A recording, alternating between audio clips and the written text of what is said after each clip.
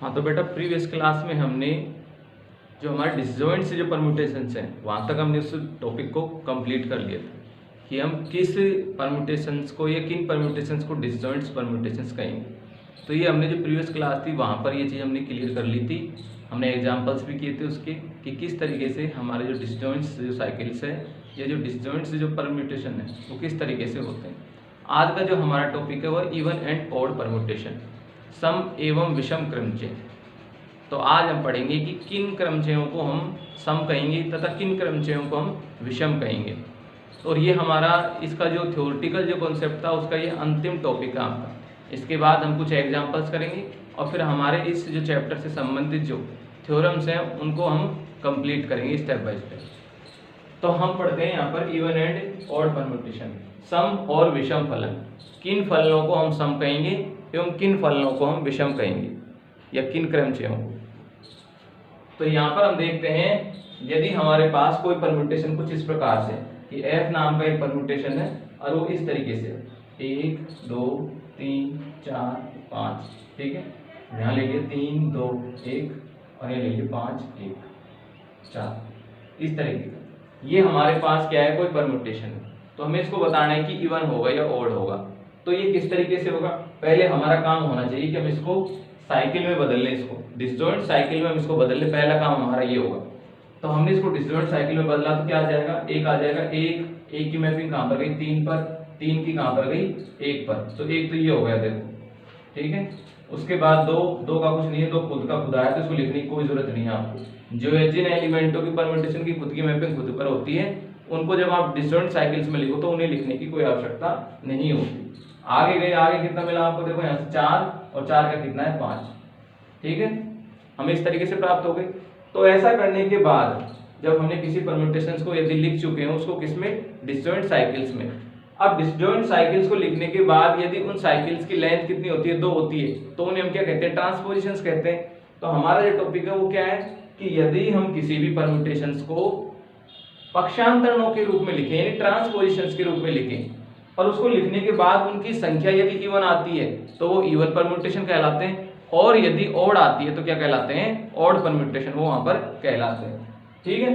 तो यहाँ पर हमने इसको पहले डिसजॉइंट साइकिल्स के रूप में लिखा, लेकिन जैसे लिखा था ऑलरेडी खुद ही अपने आप पे क्या बन गए, ट्रांसपोजिशंस। यदि ये नहीं होते तो उन्हें हम वहां पर बनाते, लेकिन ये तो सेल्फ खुद ही क्या हो रहे हैं, ये तो ट्रांसपोजिशंस यहाँ पर हो रहे हैं। तो हमें यहाँ पर ऐसा कुछ करने की कोई जरूरत नहीं है। तो हमने देखा जो ऐसा करने पर एक तो हमें ये ट्रांसपोजिशन मिल गया, एक ट्रांसपोजिशन ये मिल गया। तो यहाँ पर काउंटिंग की 1 और 1 2 क्या होता है, इवन नंबर होता है। तो इस कंडीशन के कारण इस f को हम क्या कहेंगे, इवन परम्यूटेशन, ठीक है। और भी जब लेंथी एग्जांपल हो या थोड़ा सा बड़ा है इसमें स्टेप से ज्यादा हो तो वहां पर आपको जो साइकिल्स है उनकी लेंथ ज्यादा मिलेगी, तो वहां पर उन्हें हम कन्वर्ट करेंगे परम्यूटेशंस में, वो सॉरी पक्षांतरणों में। तो जैसे इसी को मैं चेंज कर लेता हूँ यहाँ पर इस तरीके से, यहाँ हम इसको ले लेते हैं 2, यहाँ ले लेता हूँ उसको 1 और ये बचा हमारा 4 और इसको ले लेते हैं 5। इस तरीके से मैंने इसको ले लिया, ठीक है। अब देखिए यही जो आपका क्वेश्चन है किस तरीके से चेंज हो जाएगा। इसी परम्यूटेशन थोड़ा चेंज करने पर अभी हमें बड़ी साइकिल देगा, ये बड़ा चक्र देगा, तो वहां पर जो बनने वाले जो साइकिल्स हैं वो ट्रांसपोजिशन नहीं बनेंगे, वो अपने आप में खुद बड़ी साइकिल होगी। तो उन्हें हम कन्वर्ट करेंगे फिर किसमें, ट्रांसपोजिशंस। तो यहाँ हमने देखा f, तो f को ट्रांस साइकिल्स के रूप में यदि मैं लिखता हूँ तो क्या मिलेगा मुझे, एक की मैपिंग किस पर आ रही है 3 पर, 3 की किस पर आ रही है 4 पर, 4 की किस पर आ रही है 1 पर। तो एक साइकिल तो मुझे ये प्राप्त हो गई। दूसरा देखा यहाँ कितना मिला है, 2 का 5 और 5 का 2, तो एक साइकिल हमें यहाँ पर ये प्राप्त होगी। तो ये जो है ये तो ऑलरेडी क्या है ट्रांसपोजिशन में, क्योंकि ट्रांसपोजिशन उन्हीं साइकिल्स को कहते हैं जिनकी लेंथ कितनी है 2, तो ये तो ऑलरेडी किसमें है आपको, ट्रांसपोजिशंस में। तो हमारे पास सिर्फ ये शेष रहता है, तो हमें इसको किसमें चेंज करना है, ट्रांसपोजिशंस में। तो कैसे करेंगे, जब हमारे पास कोई 2 लंबाई से ज्यादा की कोई साइकिल प्राप्त हो जाती है, 2 लंबाई से ज्यादा का यदि हमारे पास कोई चक्र मिलता है तो उसको हम ट्रांसपोजिशन में किस तरीके से कन्वर्ट करेंगे। तो पहला हमने देखा एक की मैपिंग किस पर जा रही है 4 पर, यहाँ पर हमने 1 को किससे जोड़ दिया 4 पर, फिर 1 को किससे जोड़ा 3 पर, ठीक है। इससे आगे भी जो और एलिमेंट होते हैं उन्हें बारी बारी से इस तरीके से हम जोड़ते जाते हैं। तो यहाँ पर जोड़ा तो देखो क्या मिल गया आपको, 2 तो यहाँ से मिल गए ट्रांसपोजिशन और 1 हमारा पहले का ट्रांसपोजिशन, तो तीनों मिलकर कितने हो गए अभी ट्रांसपोजिशन। अब हमारे पास 3 ट्रांजिशन 3 ट्रांसपोजिशंस हो गई। और 3 क्या होता है, एक ओड नंबर होता है। तो इस कंडीशन के कारण यहाँ पर इसको क्या कहेंगे हम यहाँ पर ओड परम्यूटेशन। तो आप आगे आपको ये बात समझ में कि किन चीजों को आप इवन परम्यूटेशन कहोगे एवं किन परम्यूटेशंस को आप ओड परम्यूटेशंस कहोगे। अब चलते हैं डेफिनेशन की ओर कि इसकी डेफिनेशन किस तरीके से हम लिखेंगे। ठीक है, तो मैंने लिखा है यहाँ पर कोई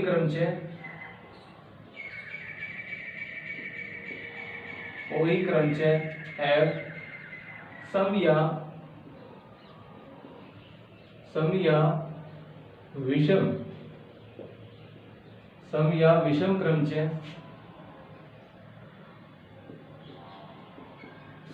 विषम क्रमचय कहलाता है यदि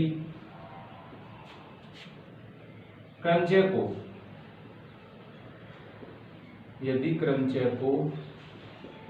पूर्णतः पक्षांतरणों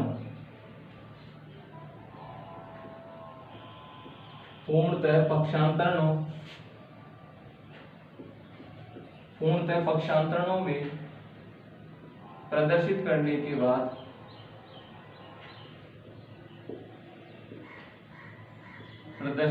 के बाद यदि पक्षांतरणों की संख्या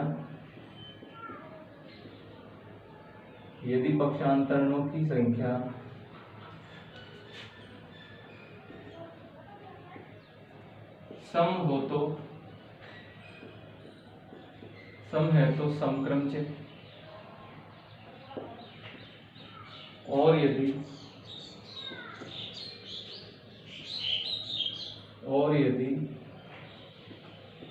विषम है तो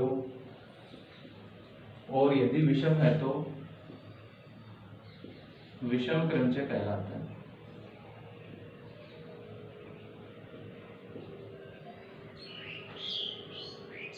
और यदि विषम है तो विषम क्रमचय कहलाता है। तो ये इसकी डेफिनेशन है कि यदि हमारे पास कोई परम्यूटेशन है तो उस परम्यूटेशंस को पहले आप क्या करो, पहले आप उन्हें साइकिल्स के रूप में लिखो और साइकिल्स में रूप में लिखने के बाद उनको आप ट्रांसपोजिशन में चेंज करो। और ऐसा करने के बाद यदि हमारे पास ऑब्टेन जो ट्रांसपोजिशंस है उनकी काउंटिंग यदि इवन होती है तो हम उस परम्यूटेशन को इवन कहेंगे, और यदि ऑब्टेन ट्रांसपोजिशंस की वैल्यू ऑड होती है तो क्या कहेंगे, हम उन्हें ऑड परम्यूटेशंस कहेंगे। तो ये डिपेंड करता है केवल जो प्राप्त होने वाले जो हमारे पास जो ट्रांसपोजिशन है उनकी काउंटिंग पर डिपेंड करता है। ठीक है, तो यहाँ पर उसकी डेफिनेशन भी इसी प्रकार से कि यदि आपके पास f नाम का कोई परम्यूटेशन है और उससे बनने वाले जितने भी ट्रांसपोजिशन है उन सभी की काउंटिंग यदि इवन आती है तो that is called even permutation, otherwise odd permutation. ठीक है, एग्जांपल्स लिखेंगे इसके, एग्जांपल्स दे दिए इसके। एग्जांपल मैं ले लेता हूँ इस प्रकार से, एक f नाम का परम्यूटेशन ले लेता हूँ यहाँ पर इस प्रकार से, ये इस तरीके का है।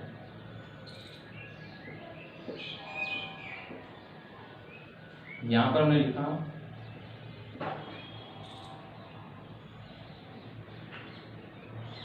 कौन रहेगा 8। इस तरीके का हमारे पास क्या है, कोई परम्यूटेशन जिसमें कितने एलिमेंटों पर बना हुआ था, ये 8 एलिमेंटों पर ये बना हुआ था। ठीक है, तो ये हमारा क्या है, एक परम्यूटेशन है। तो हम इसको चेक करते हैं कि इवन है या ऑड है। तो फर्स्ट ऑफ ऑल हम इसको क्या लिखेंगे, इसको साइकिल्स के रूप में लिखेंगे, डिस्जॉइंट साइकिल्स के रूप में। तो यहाँ पर देखा एक किस पर जा रहा है 7 पर, 7 को देखा 7 किस पर जा रहा है 8 पर, 8 को देखा 8 किस पर जा रहा है 3 पर, 3 किस पर जा रहा है 5 पर, 5 किस पर जा रहा है 1 पर। तो ये हो गया कंप्लीट। देखो कहाँ से घूमकर आ गए, दोबारा उसी पर घूमकर आ गया, तो हमारा एक साइकिल कंप्लीट हो गया। फिर दूसरी साइकिल के लिए हमारा यहाँ से देखो ये एलिमेंट बच रहा था अभी तक, ये काम में आ चुका है, ये वाला काम आ चुका है, ये भी आ चुका है यहाँ पर, और ये भी आ चुका है, और 5 का देखो तो ये भी आ चुका है। अब हमारे पास ये रहते हैं, इनको और देख लेते हैं एक बार। तो 2 का कितना है 6, और 6 का कितना हो रहा है, देखो ऐसे 2, तो एक हमें ये प्राप्त होगा। और एक ये जो बचा हुआ है, इनकी में क्या हो रहा है, खुद की मैपिंग खुद पर हो रही है, खुद का जो प्रतिचित्रण हो कहाँ पर प्राप्त हो रहा है, खुद पर। तो इसको हम छोड़ सकते हैं यहाँ पर, क्योंकि ये हमारे परम्यूटेशन, ये हमारे जो चक्र है उसमें कोई विशेष इफेक्ट नहीं डालता है। हम तो केवल उन एलिमेंटों को लेते हैं जो कुछ परिवर्तन करते हो। अब ये तो कुछ नहीं कर रहा, जैसा का जैसा दिया था इसको वैसा वैसा आउटपुट दे रहा है, तो इसका मतलब ये हमारे कोई काम का नहीं है। ठीक है, अब बढ़ते हैं आगे। अब हमने देखो ये जो मिला है ये तो ऑलरेडी ट्रांसपोजिशंस में, लेकिन जो ये है देखो इसकी लेंथ ज्यादा है, यानी इसकी लेंथ है 1 2 3 4 5, इसकी लंबाई 5 है, तो इस कारण से ये भी ट्रांसपोजिशन नहीं है। तो क्यों ना इसको भी आप ट्रांसपोजिशन में बनाओ। तो बनाने का तरीका हमारा क्या होता है कि फर्स्ट को जोड़ो लास्ट से और लिख दो 1 5 हो गया, फिर फर्स्ट को जोड़ो सेकंड लास्ट से, यानी 3 से जोड़ दिया तो कितना हो गया 1 3 हो गया, फिर हमने इससे जोड़ दिया तो कितना हो गया 1 8 हो गया, और फिर इससे जोड़ दिया तो कितना हो गया 1 7 हो गया, और लास्ट में क्या था हमारे पहले से लिखा हुआ 2 6। तो हमारे पास ये सारे ट्रांसपोजिशन हमें प्राप्त हो गए। इनकी काउंटिंग की 1 2 3 4 5, तो कितने ट्रांसपोजिशंस हो गए 5 हो गए। और 5 क्या होता है एक ऑड नंबर होता है, तो क्या लिख दिया यहाँ पर f बराबर क्या हो गया आपका विषम क्रमचय। ये हमें क्या प्राप्त होगा यहाँ से, ये क्या है विषम क्रमचय, क्योंकि यहाँ पर ट्रांसपोजिशंस में लिखने के बाद उनकी जो काउंटिंग को हमें 5 प्राप्त हुई है, और 5 क्या होता है एक ऑड नंबर होता है। तो इस कारण से हमने इसको क्या कह दिया कि ये जो हमारा है वो क्या है विषम परम्यूटेशन है, यानी ऑड परम्यूटेशन है यहाँ पर। ठीक है, और देखो एक एग्जांपल और देख लो। ये एग्जांपल नंबर आपका 1 हो गया और ये एग्जांपल आपका 2 हो जाएगा। हमने जी नाम का कोई परम्यूटेशन लिया जी नाम का, और वो किस तरीके का है, वो हमारा इस तरीके का है A B C D E. यहाँ इसको क्या ले लिया, यहाँ इसको हमने ले लिया D E A B C, इस तरीके से। ठीक है, इसको भी हम चेक करते हैं, इसको पहले साइकिल्स के रूप में लिखते हैं और फिर देखेंगे कि हाँ ऐसा हो रहा है नहीं हो रहा है। तो जैसे हम इसको साइकिल्स के रूप में लिखा तो यहाँ पर हमें क्या मिलेगा, यहाँ पर हमारा जो जी है वो इस तरीके से हो जाएगा ए की मैपिंग कहाँ जा रही है, ए की मैपिंग जा रही है किस पर डी पर, तो ए के बाद क्या जाएगा डी। फिर डी को देखा यहाँ पर डी की मैपिंग किस पर जा रही है बी पर, तो बी आ जाएगा। फिर बी देखा बी किस पर जा रहा है ई पर, तो ई आ जाएगा। फिर ई को देखा तो ई किस पर जा रहा है सी पर, तो यहाँ क्या आ जाएगा सी। फिर सी को देखा तो सी किस पर जा रहा है ए पर, तो इस तरीके से घूम कर ये दोबारा कहाँ पर आ गया ए पर ही आ गया। तो यानी हमें इस साइकिल के अलावा और कुछ नहीं मिला, तो यही हमारा ठीक है जो मिला है यहाँ पर। तो हमारा काम तो क्या होगा, इसको दोबारा फिर से ट्रांसपोजिशंस के रूप में हम इसको कन्वर्ट करेंगे। तो पहले को किससे जोड़ूंगा अंतिम से, तो क्या आ जाएगा ए सी। फिर पहले को मैं जोड़ूंगा सेकंड लास्ट से, तो कितना आ जाएगा ए ई। फिर जोड़ा मैंने किससे इससे, तो क्या आ जाएगा ए बी, और फिर इससे जोड़ा तो क्या आ जाएगा ए डी। तो इस तरीके से करने पर मुझे कितने ट्रांसपोजिशन मिले, यहाँ पर 4 ट्रांसपोजिशंस मिले। अब जब 4 ट्रांसपोजिशंस हमें मिल गई, हमने इसको क्या कह दिया कि ये क्या हो गया इवन परम्यूटेशन हो गया। तो के लिए जी बराबर क्या है समक्रमचय, समक्रमचय।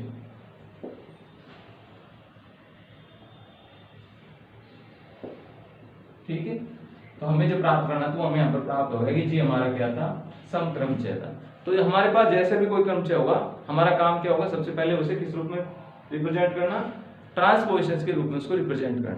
और ट्रांसपोजिशंस के रूप में रिप्रेजेंट करना आप लोग समझ गए होंगे कि किस तरीके से आप किसी भी परम्यूटेशंस को ट्रांसपोजिशन में उसको आप रिप्रेजेंट करोगे, और उसके बाद आप उसकी काउंटिंग करोगे। और यदि नंबर ऑफ काउंटिंग इवन आती है तो that is even permutation, otherwise odd permutation. ठीक है, अब इसके कुछ रिमार्क्स हैं जिनके बेसिस पे हमें कुछ रिजल्ट्स अपने आप ही निकल कर आ जाते हैं वहां पर हमारे सामने कि हाँ ऐसा होगा तो हमेशा क्या होगा इवन होगा, और ऐसा होगा तो क्या होगा ये ऑड होगा। तो इसकी कुछ रिमार्क्स हैं, उनको पढ़ लेते हैं। रिमार्क्स, टिप्पणी। ये इसलिए आई बेटा कि जैसे किसी ने इसको बार बार किया इस तरीके के परम्यूटेशंस को, तो उसको कुछ रिजल्ट जो सामने निकल कर आए वो कुछ यूनिक रिजल्ट लिखे उसे, कि जब उसने ऐसा काम हर बार किया तो उसे जो रिजल्ट मिला वो हमेशा एक समान मिला। तो उन रिजल्टों को क्या नाम दे दिया, रिमार्क। ये हमारे कोई ऑलरेडी प्रूव नहीं है ये रिजल्ट, लेकिन फिर भी हम इनको क्या मानते हैं कि हाँ ये वास्तव में बिल्कुल सत्य है। क्यों है, क्योंकि हजारों लाखों बार इनके रिजल्ट को देखा गया, और रिजल्ट जब चेक किया तो क्या मिला उन्हें वास्तव में वही मिला जो एक बार में जो रिजल्ट आया था वही उन्हें बार बार मिला। तो इस तरीके से हमें ये जो रिजल्ट मिले वो सारे के सारे किस में आ गए, रिमार्क के अंतर्गत। इनका कोई प्रूव नहीं है, लेकिन हम इनको किसके अंतर्गत मानते हैं, रिमार्क के अंतर्गत इसलिए मानते हैं क्योंकि ये ऐसे हमने इसको प्रूव नहीं किया मैथमेटिकल रूप से, लेकिन फिर भी इनके जो रिजल्ट हैं वो अपने आप में क्या है पहले से ही प्रूव्ड है। तो इस कारण से हम इनको क्या पढ़ते हैं कि हाँ ऐसा होगा, नेसेसरी बिल्कुल ऐसा होगा। ठीक है, तो फर्स्ट ऑफ ऑल पहला है हमारा, सबसे पहला है प्रत्येक तत्समक क्रमचय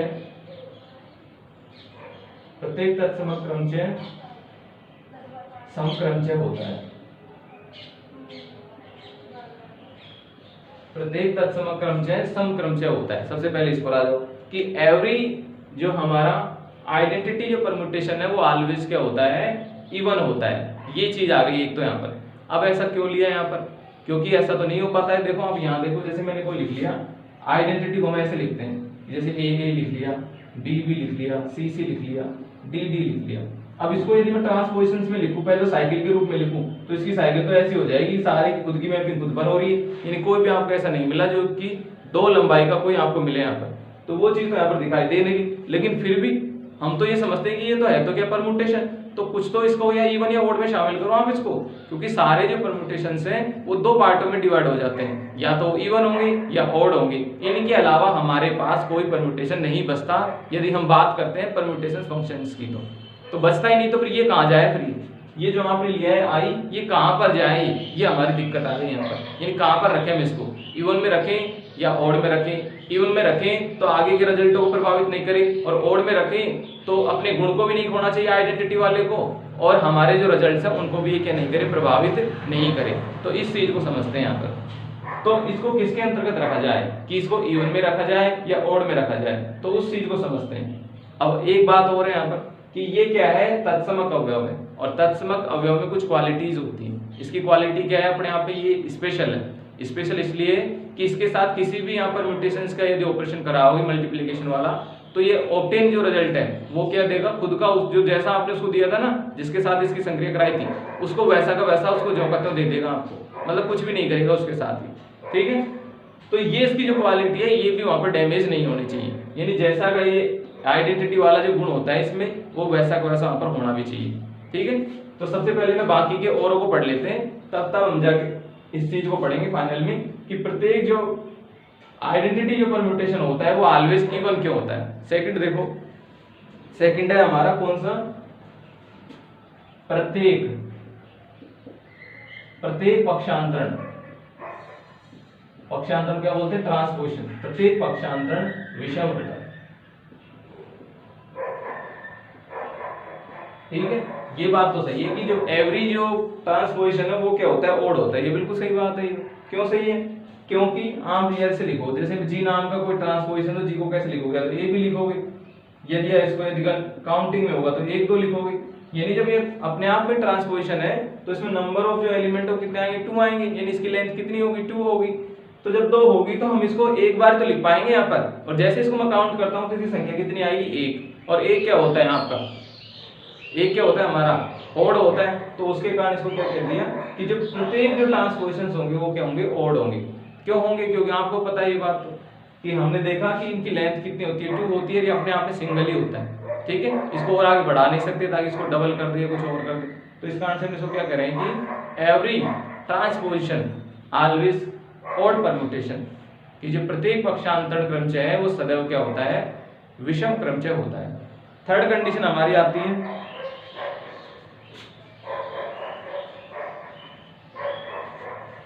थर्ड कंडीशन आती है तीसरी, किन्हीं दो समक्रमचयों, किन्हीं दो समक्रमचयों का गुणनफल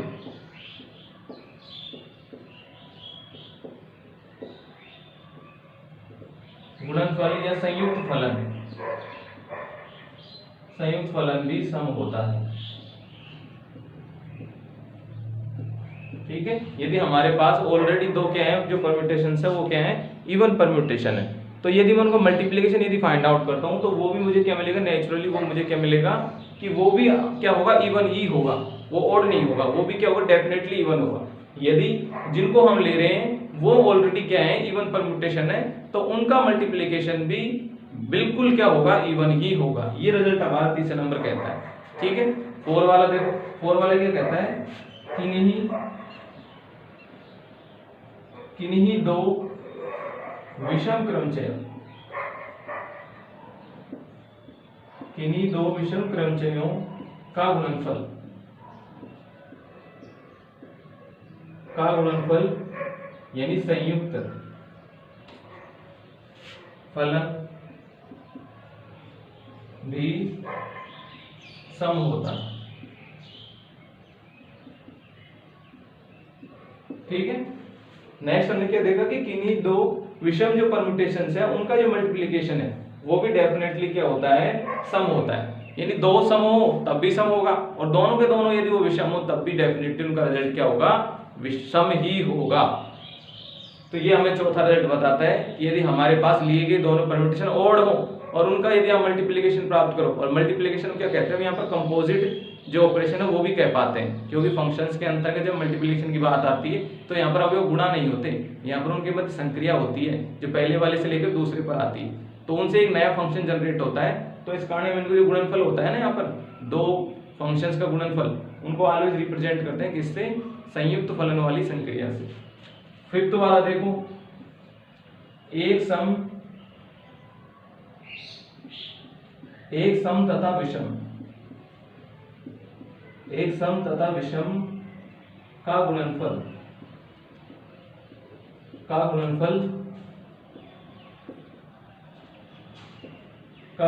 विषम होता है। अब की बात थोड़ा अलग है कि यदि हमारे पास एक जो परम्यूटेशन वो तो इवन है और एक परम्यूटेशन क्या है, ओड है, और फिर तब जाके उनका मल्टीप्लिकेशन करें, यानी अल्टरनेट, जैसे पॉजिटिव नेगेटिव का जो मल्टीप्लिकेशन है वो नेगेटिव होता है, नेगेटिव पॉजिटिव का मल्टीप्लिकेशन भी नेगेटिव होता है, तो सेम वे में यहाँ पर भी ऐसा ही है। यदि हम जो दो परम्यूटेशन ले रहे हैं उनमें से एक परम्यूटेशन हमारा क्या है, इवन है, तथा अदर जो सेकंड है वो क्या है, आपका ओड है, तो इनका जो मल्टीप्लिकेशन है वो भी डेफिनेटली क्या होगा, ओड होगा। ये चीज हमें कौन बताता है, जो हमारा रिजल्ट नंबर 5 है वो ये वाली चीज बताता है, यानी सम डॉट विषम हो तो रिजल्ट कितना आएगा, विषम आएगा। दूसरा है विषम डॉट सम हो, चाहे आप पहले किसी को भी ले लो तब भी रिजल्ट कितना आएगा, विषम। बहुत कंडीशन में रिजल्ट हमें कितने मिलेंगे, ओड ही मिलेंगे, चाहे वो पहले वाला हो चाहे अगले वाला हो, दोनों कंडीशंस में जो ऑब्टेन जो रिजल्ट है वो हमें ऑलवेज क्या मिलेंगे, ओड ही मिलेंगे। हमने यहाँ पर देखा कि एक सम है दूसरा क्या है, विषम है, तब भी विषम, और एक विषम में दूसरा समय है नहीं, चाहे पहले लो चाहे आगे लो कोई फर्क नहीं पड़ेगा, विषम ही आएगा। लेकिन दोनों अल्टरनेट होने चाहिए, एक इवन होना चाहिए, एक ओड होना चाहिए। इससे पहले वाले में पढ़ा कि यदि दोनों के दोनों ओड हैं, यानी दोनों के दोनों विषम है, तो रिजल्ट भी कितना होगा, विषम सम ही होगा, यानी उस पर कोई प्रभाव नहीं पड़ेगा, वो सम का सम ही रहेगा। जब दोनों के दोनों विषम हो तो उनका जो ऑब्टेन रिजल्ट है यानी उनका गुणनफल है वो क्या मिलेगा आपको, सम। 3 नंबर में हमने पढ़ा कि दो यदि हमारे पास इवन परम्यूटेशन हो तो उनका जो मल्टीप्लिकेशन है वो भी हमें क्या प्राप्त होगा, इवन ही प्राप्त होगा। और उससे पहले पढ़ा कि प्रत्येक पक्षांतर यानी एवरी ट्रांसपोजिशन ऑलवेज क्या होता है, ओड परम्यूटेशन होता है। उसके बाद फर्स्ट वाले को देखा कि प्रत्येक जो आइडेंटिटी परम्यूटेशन है वो क्या होता है, सम होता है। तो इस चीज को हमें समझना है यहाँ पर कि ऐसा क्यों होता है कि जो प्रत्येक जो हमारे पास आइडेंटिटी जो परम्यूटेशन है वो इवन क्यों होता है, ये हमें यहाँ पर समझना है।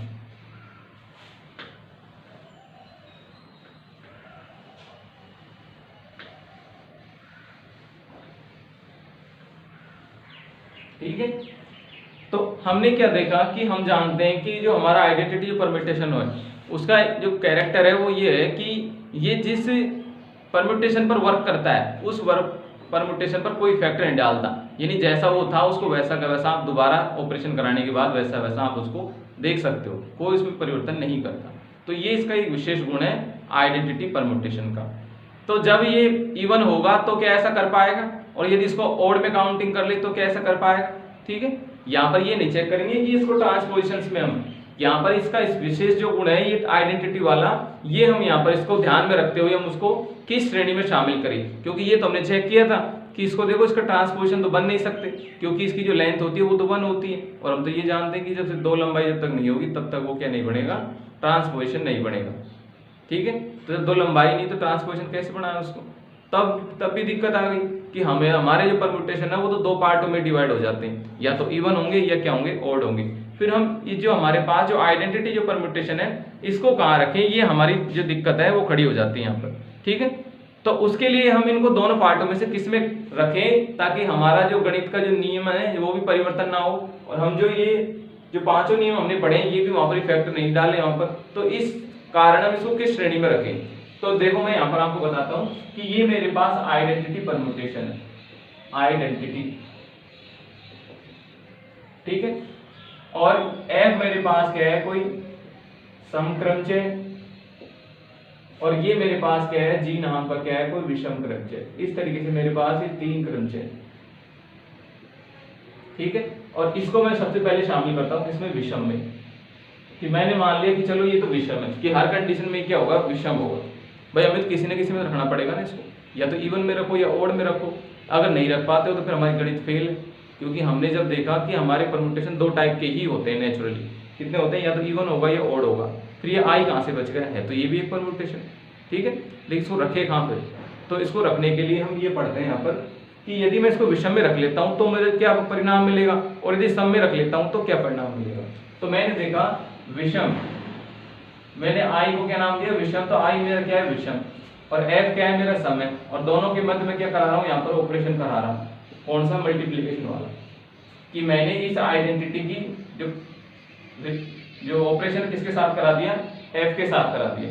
तो रिजल्ट को देखो आप यहाँ पर कि सम तथा विषम का जो रिजल्ट है वो तो कितना होता है, विषम होता है। सम तथा जो विषम का जो रिजल्ट है वो कितना होता है, विषम होता है। लेकिन ये तो दिक्कत पैदा हो गई।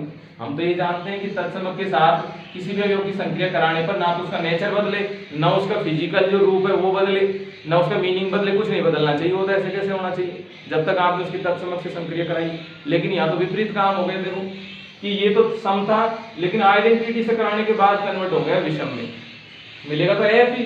ये चीज तो हम जानते हो ना कि तत्समक के साथ किसी भी अवयव की संक्रिया कराने पर वही अवयव दोबारा रिटर्न हमें मिल जाता है।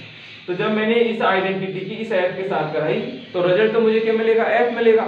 लेकिन दिक्कत ये हो गई, इसका नेचर चेंज हो गया कि जो पहले ओड जो इवन था अब वो कन्वर्ट किस में हो गया, ओड में। तो ये तो दिक्कत हो गई। भाई हम तो ये तो पढ़ते हुए आए हैं कि हमारा नियम ये कहता है, पांचवा नियम, कि सम तथा विषम का जो गुणनफल है वो ऑलवेज कितना होता है, विषम होता है। तो ये विषम है, ये सम है, तो रिजल्ट आएगा विषम। और हम ये भी जानते हैं कि आई की यदि एफ के साथ ऑपरेशन कराया जाए तो रिजल्ट कितना प्राप्त होगा, एफ प्राप्त होगा। तो ये तो क्या हो गया, गलत हो गया, यानी यहाँ पर तो ये भी गलत हो रहा है। फिर और देखो, विषम हमारा क्या था, आई था, ठीक है। यहाँ पर मैंने इसकी संक्रिया किससे करा दी, जी से करा दी, और जी क्या है, एक विषम है। तो ये भी विषम, ये भी विषम, तो रिजल्ट मुझे क्या मिलेगा यहाँ पर, सम। यानी जो जी मिलने वाला है नया वो क्या मिलेगा मुझे यहाँ पर, सम। ये भी गलत हो गया। क्यों हो गया, क्योंकि भाई हम तो ले तो कुछ और रहे थे, यहाँ पर रिजल्ट तो जी मिलेगा, क्योंकि आइडेंटिटी के साथ जी की संख्या कराने पर रिजल्ट जी आएगा। लेकिन इसका नेचर चेंज हो गया, हमारा जी पहले विषम था, अब क्या बन गया, सम बन गया। तो ये तो गड़बड़ हो गई, यहाँ पर हो ही नहीं हुई यहाँ पर, यानी इसका नेचर चेंज कर दिया इसने, तो आई ने तो यहाँ पर, जो कि बिल्कुल गलत है। यानी हम जब जब इसको विषम लेते हैं तो हर परिणाम को ये तो बदल रहा है बिल्कुल यहाँ पर। यानी हमें जो गणितीय संगत जो न्याय मिलना चाहिए था वो मिलने के बजाय कुछ और ही वहां पर हमारे आंसर्स प्राप्त हो रहे हैं। तो इसका मतलब हमारा ये जो मानना था इसको विषम की श्रेणी में इसको रखना, ये बिल्कुल औचित्यहीन था, ये बिल्कुल गलत था। अब हम इसका दूसरा रूप लेते हैं। कौन सा रूप लेते हैं, ये वाला, कि हम इसको किस में रखते हैं। अब की बार ऐसा नहीं है, ये गलत है, तो हम इसको किस में रख के चेक करते हैं, सम में। इस सम में रखकर आप चेक करो, देखो वहां पर कोई परिणाम मिले आपको। तो अब की बार हमने इसको किस में रख दिया, सम में। तो अब हमारा आई क्या हो गया, सम हो गया, ठीक है। यहां पर भी हमारा आई क्या हो गया, सम हो गया। अब देखो वहां पे अगर यदि मैं आइडेंटिटी को यदि सम परम्यूटेशन के अंतर्गत कलेक्ट करता हूं तो देखो सम की संक्रिया सम के साथ करवाने पर रिजल्ट हमें क्या मिलता है, हमेशा सम मिलता है। चलो रिजल्ट सम मिल गया। फिर हम ये भी जानते हैं कि आई के साथ एफ की संक्रिया कराने पर रिजल्ट एफ ही मिलता है। तो यहां से तो बिल्कुल सही रिजल्ट मिल गया कि जैसा एफ था वैसा का वैसा प्राप्त हो गया, मतलब ये तो काम कर रहा है यहाँ पर। तो अब दूसरे में चेक करो, हम जानते हैं कि आई की संक्रिया जी के साथ कराने पर रिजल्ट कितना मिलेगा, जी मिलेगा। ये हमने लिख दिया कि जी मिलेगा यहाँ पर। फिर देखा कि सम के साथ विषम की संक्रिया कराने पर रूल नंबर 5 कहता है कि रिजल्ट हमेशा अल्टरनेट मिलता है, कौन सा, विषम मिलता है। तो ये भी सही है भाई, जो जी पहले जो विषम था अभी भी विषम में मिल रहा है, जो पहले एफ सम था वो अभी भी सम मिल रहा है यहाँ पर। यानी यदि हम हमारे आई को यदि सम परम्यूटेशन के अंतर्गत यदि रखते हैं तो वो कोई इफेक्ट नहीं डालता, यानी जैसा उसका नेचर वो बिल्कुल वैसा का वैसा होता है, ठीक है। तो इस कारण से हम जो आइडेंटिटी परम्यूटेशन है उनको किस में मानते हैं, ऑलवेज सम परम्यूटेशन में मानते हैं, ठीक है। तो ये चीज आप यहां पर नीचे नोट लगा कर लिखो, नोट लगा कर लिखो, तत्समक अवयव तत्समक क्रमचय के गुण तत्समकता तत्समकता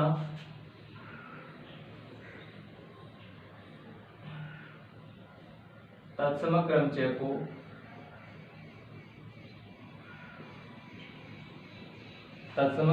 को समक्रमचय मानने पर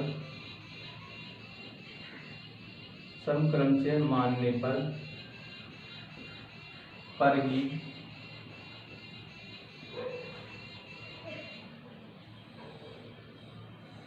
तत्समक क्रमचय को समक्रमचय मानने पर ही प्राप्त हो पाती है।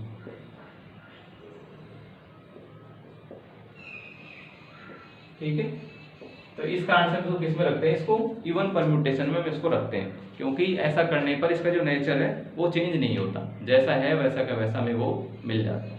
ठीक है, तो इस तरीके से हमने क्या कंप्लीट किया, जो इवन एंड जो ओड परम्यूटेशन है वो हमने आज फाइंड आउट किया।